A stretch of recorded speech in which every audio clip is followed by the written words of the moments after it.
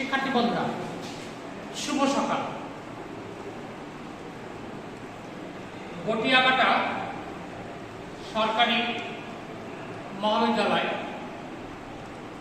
থেকে online class শুরু করতে যাচ্ছি। জনাব বিপ্লব সাহা,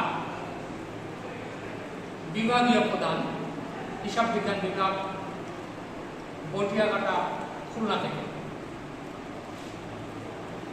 আজকে আমি হিসাব বিজ্ঞান প্রথম পত্রে রামিং অধ্যায় থেকে তোমাদের ভুল সংশোধনী জাবেদা বা দাখিলা নিয়ে কথা বলব। আজকে যে বিষয়টি আমি এখানে আলোচনা করব তোমাদের জন্য অত্যন্ত একটি গুরুত্বপূর্ণ বিষয়। হিসাব বিজ্ঞানে কোনো ভুল সংঘটিত হলে সেটি সংশোধন প্রক্রিয়াটা কি আমরা এখানে কেটে দিতে পারবো না। আমরা কোনো ভুল যদি সংঘটিত হয়ে থাকে সেই ভুলটি একটি প্রক্রিয়ার মধ্য দিয়ে, বিশেষ একটি প্রক্রিয়ার মধ্য দিয়ে সংশোধন করতে হবে। সেটাই আমার আজকের আলোচনার বিষয়বস্তু থাকবে। হিসাব বিজ্ঞানে যে ভুলগুলো সংঘটিত হতে পারে এই ভুলগুলোকে প্রধান দুই ভাগে ভাগ করা হয়। একতরফা ভুল, দুতরফা ভুল। একতরফা ভুল অর্থাৎ লেনদেনে দুটি পক্ষ থাকে, একটি পক্ষ ডেবিট, অপর পক্ষটি ক্রেডিট। এই দুটি পক্ষের মধ্যে একটি পক্ষকে যথাযথ লেখা হয়েছে, অপর পক্ষটি বাদ পড়ে গেছে, তাহলে যে ভুলটি সংঘটিত হচ্ছে সেটি একতরফা ভুল। আর দুতরফা ভুল অর্থাৎ একটি লেনদেন সংঘটিত হয়েছে, লেনদেনটি হিসেবের খাতায় আদৌ লিপিবদ্ধ করা হলো না, তাহলে লেনদেনের দুটি পক্ষে বাদ পড়ে গেল, তাহলে আমরা এই ভুলকে বলবো দুতরফা ভুল। এই একতরফা এবং দুতরফা ভুল আবার তিনটি পর্যায়ে উদ্ঘাটিত হতে পারে। এই পর্যায়গুলো আমরা দেখব।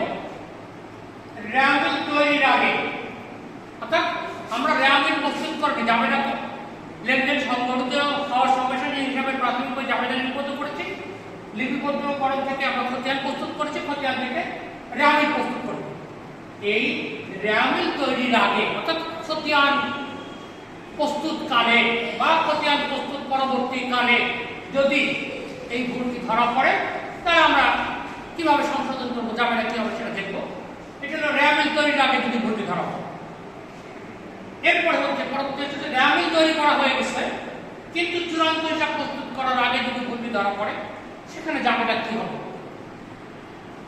এরপরে দেখব যে চূড়ান্ত হিসাব অর্থাৎ আয় বিবরণী, মালিকানা সত্ত্ব বিবরণী, আর্থিক অবস্থা বিবরণী প্রস্তুত করা হয়ে গেছে, পরবর্তীতে দেখা গেল যে একটি ভুল রয়ে গেছে, তাহলে সেই ভুলটি আমরা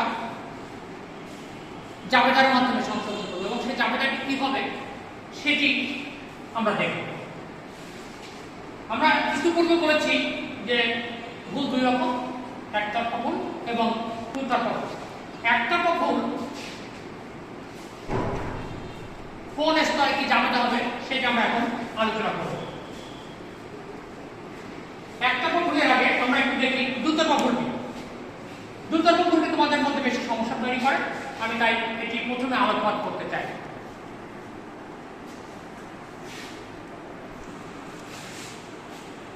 ধারে পণ্য ক্রয় ৫,০০০ টাকা, বাকিতে পণ্য ক্রয় ৫,০০০ টাকা। এটি সাধারণ জাবেদা হচ্ছে ধারে পণ্য ক্রয় ৫,০০০ টাকা। এটি যদি হিসাবের খাতায় আদৌ লিপিবদ্ধ করা না হয় তাহলে যে ভুলটি সংঘটিত হবে সেই ভুলটিকে আমরা দুতরফা ভুল বলবো। এটি জাবেদা হবে ক্রয় খরচ ডেবিট বা ক্রয় হিসাব ডেবিট,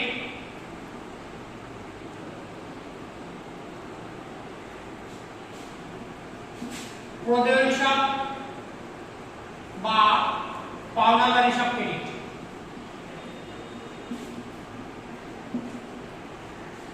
তাহলে ৫,০০০ টাকা পণ্য ধারে ক্রয় করেছি সেটি যদি আমরা হিসাবের না করি তাহলে এটা সাধারণ যাবে না। এখন এই ভুলটি যদি আমাদের রাউন্ডিং তৈরির আগে ধরা পড়ে তাহলে এটির ভুল সংশোধনী জাবেদা হবে। আমরা এখানে সাধারণ জাবেদা করব ক্রয় খরচ হিসাব ডেবিট, প্রদেয় হিসাব বা পাওনা হিসাব ক্রেডিট, এবং আমরা সংশ্লিষ্ট খতিয়ানে গিয়ে অর্থাৎ ক্রয় খতিয়ানে গিয়ে ৫০০০ টাকা মূল্য আমরা ডেবিট করব এবং পাওনাদার বা প্রদায় হিসাব খতিয়ানে গিয়ে আমরা ৫০০০ টাকা ক্রেডিট করব এবং গ্রামীণ তৈরি করেছি যথারীতি মিলে যাবে। কিন্তু গ্রামীণ তৈরি করার পরবর্তীতে যদি এই ভুলটি ধরা পড়ে তাহলে আমাদের এখানে একই জাবেদা হবে, ক্রয় খরচ হিসাব ডেবিট হবে, প্রদেয় হিসাব বা পাওনাদার হিসাব ক্রেডিট হবে। আর এই ভুলটি যদি আমাদের চূড়ান্ত হিসাব প্রস্তুতের পর ধরা পড়ে তাহলে আমাদের সংশোধনী জাবেদা কি হবে? বন্ধুরা তোমাদের এই জায়গাটা আমি একটু মনোযোগ আকর্ষণ করছি। এই ভুলের একটি হিসাব হচ্ছে ক্রয় খরচ হিসাব, অর্থাৎ এটি নামিক হিসাব। সনাতন পদ্ধতির নামিক হিসাব, আধুনিক পদ্ধতিতে এটি খরচ হিসাব। তাহলে খরচ লিপিবদ্ধকরণ বাদ পড়ে গেছে, অর্থাৎ কোথায় বাদ পড়েছে? আমরা ক্রয় বিক্রয় হিসাব মানে যখন আইডেন্টিটি প্রস্তুত করেছি তখন ক্রয় ৫০০০ টাকা কম দেখেছি, অর্থাৎ খরচ ৫০০০ টাকা কম দেখানো হয়েছে। খরচ যদি ৫০০০ টাকা কম দেখানো হয় তাহলে আমাদের লাভ ৫০০০ টাকা বেড়েছে। এটা আইডেন্টিটির প্রভাব। আমরা খরচ ৫০০০ টাকা কম দেখেছি, ফলে লাভ বেড়েছে ৫০০০ টাকা। আরেকটি এই লেনদেনের দুটি পক্ষের মধ্যে একটি হলো নামিক বা খরচ হিসাব, অপর পক্ষটি হচ্ছে ব্যক্তিবাচক বা দায় হিসাব। অর্থাৎ আর্থিক অবস্থার বিবরণীতে আমরা দায় পাশে ৫০০০ টাকা কম দেখিয়েছি। তাহলে এটির আমরা এখন সংশোধনী জাবেদা কি দেব? তাহলে আমরা গ্রামীণ তৈরির আগে এবং গ্রামীণ তৈরির পরে যদি এই ভুলটি ধরা পড়ে আমাদের একই জাবেদা হবে। কিন্তু চূড়ান্ত হিসাব প্রস্তুতের পর অর্থাৎ আয় বিবরণী এবং আর্থিক অবস্থা বিবরণী প্রস্তুতের পর যদি ভুলটি ধরা পড়ে তাহলে আমাদের সংশোধনী জাবেদাটা কি হবে? তো বন্ধুরা এটা আমরা এখন দেখি।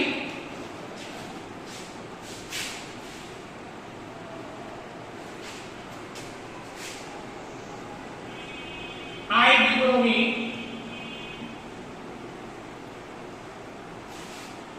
সমন্বয় হিসাব ডেবিট,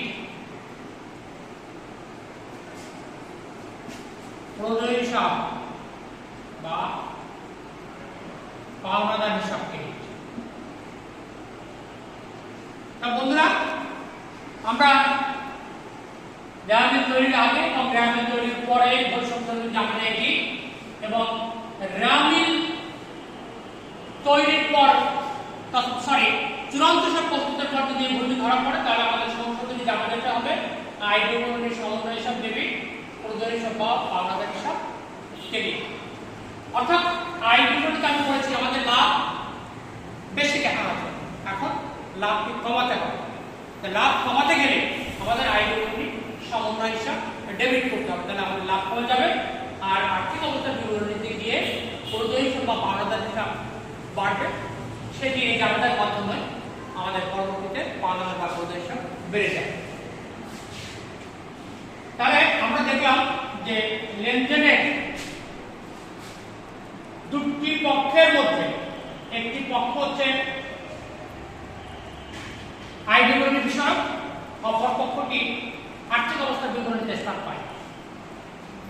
কিন্তু লেনদেনের দুটি পক্ষ যদি আর্থিক অবস্থার বিবরণীর অংশ হয়, যেমন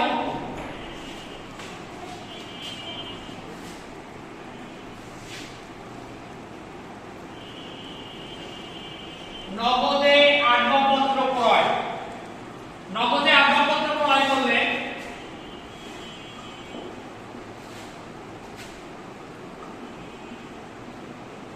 ক্রয় ১০,০০০ টাকা।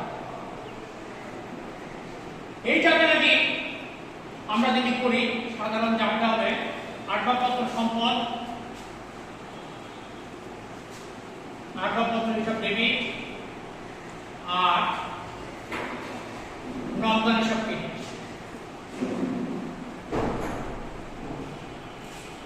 তাহলে এই লেনদেন সঙ্গে এই লেনদেন যদি সংগঠিত হওয়ার পরে যদি আমরা হিসাবের কানে আদৌ লিপিবদ্ধ না করি তাহলে যে ভুলটি সংগঠিত হবে সেটি দুতরফা ভুল এবং এই লেনদেনের সাথে জড়িত পক্ষ দুটোই সম্পত্তিবাচক বা সম্পদ হিসাব রাউন্ডিং তৈরির আগে যদি ভুলটি ধরা পড়ে তাহলে আমরা সংশ্লিষ্ট প্রক্রিয়া যাতে আমরা কত হিসাবে কি আমরা কত পরিমাণ বাড়াবো এবং নগদ হিসেবে দিয়ে নগদ টাকার পরিমাণ কমিয়ে দেব যার যাবে যাকে আর রাউন্ডিং তৈরির পর যদি এই ভুলটি ধরা পড়ে তাহলে আমাদের এই একই জায়গা এখন প্রশ্ন হচ্ছে চূড়ান্ত হিসাব প্রস্তুতের পর ভুলটি যদি ধরা পড়ে তাহলে আমাদের জায়গাটা কি হবে তাহলে এই ভুলের কারণে আমাদের আয় বিবরণীতে কোনো প্রভাব পড়ছে না অর্থাৎ মুনাফার পরিমাণ বাড়ছেও না কমছেও না কিন্তু আমাদের আর্থিক অবস্থার বিবরণীতে একটি প্রভাব থাকছে সেটি হলো কি আটবারের পরিমাণ আমরা কম দেখিয়েছি এবং নগদ টাকার পরিমাণ আমরা বেশি দেখিয়েছি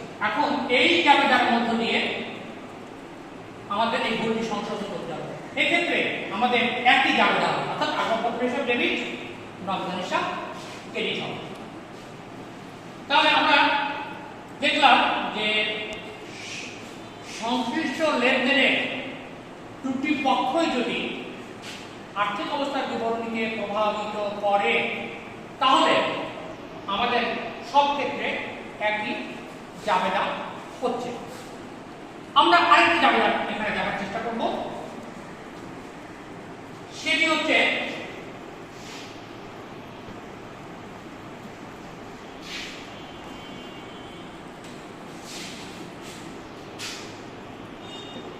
বেতন পরিশোধ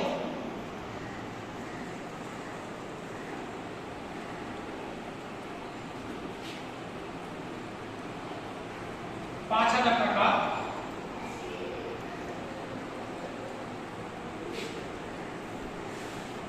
ভুল করে বেতন পরিশোধ 5,000 টাকা ভুল করে আমরা ভাড়া হিসাব নিতে পেরেছি ভুল করে ভাড়া হিসাবকে ডেবিট করেছি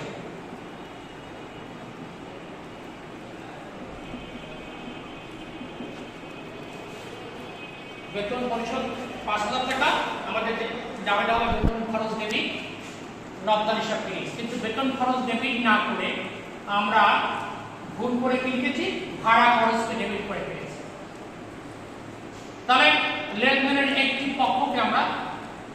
পক্ষ আমরা এখানে যথাযথভাবে লিখি নাই তাহলে এই ভুলটি যদি আমরা সংশোধন করতে চাই তাহলে কি লিখব আমরা ভুল করে ভাড়া খরচ ডেবিট করেছি তাহলে ভাড়া তাহলে হবে কোনটা বেতন খরচ ডেবিট তাহলে বেতন খরচ ডেবিট করব আর ভাড়া খরচ ডেবিট করেছি ভাড়া খরচের পরিমাণ কমাতে হবে ভাড়া খরচ কমাতে গেলে ভাড়া খরচ হিসাব ক্রেডিট করব বেতন খরচ হিসাব ডেবিট আর ভাড়া খরচ হিসাব ক্রেডিট টাকা 5,000 টাকা তাহলে এটি যাবে হলো বেতন খরচ হিসাব ডেবিট আর ভাড়া খরচ হিসাব ক্রেডিট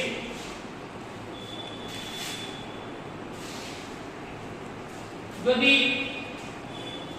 রামমিল তৈরি করার আগে ভুলটি ধরা পড়ে আমরা এইভাবে লিখব রামমিল তৈরি করার পরে যদি চূড়ান্ত করার আগে যদি ভুলটি ধরা পড়ে তাহলে আমরা এইভাবে লিখব এখন প্রশ্ন এই ভুলের কারণে আমাদের আয় বিবরণী বা আর্থিক অবস্থার জন্য কোনোভাবে প্রভাবিত হচ্ছে কিনা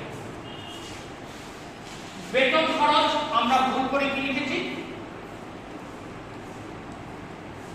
ভাড়া খরচ হিসেবে লিখেছি কিন্তু আমরা খরচ 5,000 টাকা দেখেছি ফলে কি হচ্ছে আয় বিবরণীতে এই ভুলের জন্য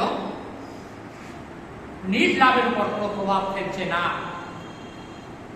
আবার এই দুটি উপাদান নামিক হিসাব বা খরচ হিসাব তাই আর্থিক অবস্থার বিবরণীতে কোনো প্রভাব নাই তাই এই ভুলের জন্য যদি চূড়ান্ত হিসাব প্রস্তুতের পর এই ভুলটি ধরা পড়ে তাহলে আমাদের কোনো জাবেদা দাখিলা দিতে হবে না কেন দিতে হবে না এর কারণে দিতে হবে না যে সংগঠিত লেনদেনের দুটি পক্ষই খরচ হিসাব, যার ফলে আমাদের আয় বিবরণীতে কোনো প্রভাব পড়ছে না।